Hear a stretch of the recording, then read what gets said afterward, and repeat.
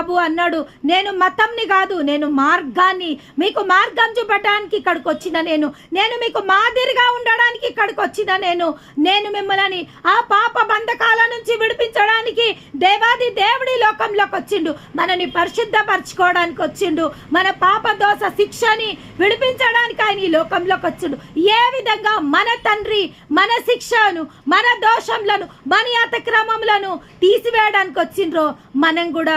ఎందుకంటే దేవాది దేవుడేమన్నాడు, నేను చేయ కార్యములు మీరు చేయాలన్నదే దేవుని యొక్క చిత్తం. అంతకంటే గొప్ప కార్యములు చేయాలి మీరు.